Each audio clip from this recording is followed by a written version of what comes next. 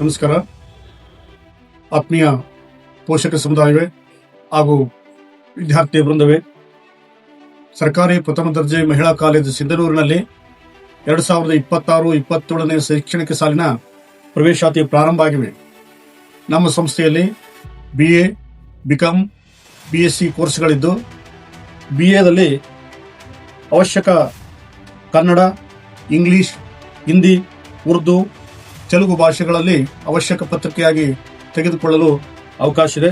ನಮ್ಮ ಕಾಲೇಜು 2014ರಿಂದ ಪ್ರಾರಂಭವಾಗಿದ್ದು, ಪ್ರಸ್ತುತ 290 ವಿದ್ಯಾರ್ಥಿಗಳು ಅಧ್ಯಯನ ಮಾಡುತ್ತಿದ್ದಾರೆ. HEP, HSK, HPE, HSP, HKWS ಈ ಕೋರ್ಸ್ಗಳು ಕೂಡ ವಿದ್ಯಾರ್ಥಿಗಳ ಅನುಕೂಲಕ್ಕಾಗಿ ತೆರೆಯಲಾಗಿದೆ. Basic Kannada, basic Urdu, basic Hindi, Telugu ಇತ್ಯಾದಿ ಬೇಸಿಕ್ ವಿಷಯಗಳು ನಮ್ಮ ಕಾಲೇಜಿನಲ್ಲಿ ಲಭ್ಯವಿದೆ. ಇದರ ಜೊತೆಗೆ ಮುಂದಿನ ಔದ್ಯೋಗಿಕ ಅವಕಾಶಕ್ಕಾಗಿ ಆಫ್ಟರ್ ಇಂಗ್ಲಿಷ್, ಆಫ್ಟರ್ ಕನ್ನಡ ಇತ್ಯಾದಿ ಭಾಷೆ ಅಧ್ಯಯನಗಳು ಕೂಡ ನಮ್ಮಲ್ಲಿ ಪ್ರವೇಶಾತಿಗೆ ಲಭ್ಯ ಇದೆ.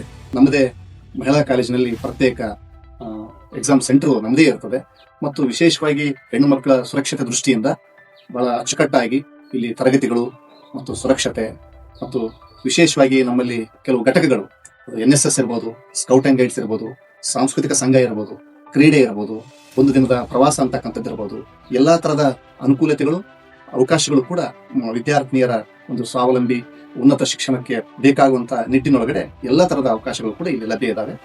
ಇದರ ಜೊತೆಗೆ BCom, BSc ವಿಷಯಗಳು ಕೂಡ ಇದೆ. PCM, PMCS, CBZ, BSW, BSc home science ವಿಜ್ಞಾನ ವಿಭಾಗದಲ್ಲಿಯೂ ಕೂಡ ಅನೇಕ ಕೋರ್ಸ್ಗಳು ನಮ್ಮಲ್ಲಿ ಲಭ್ಯ ಇದೆ.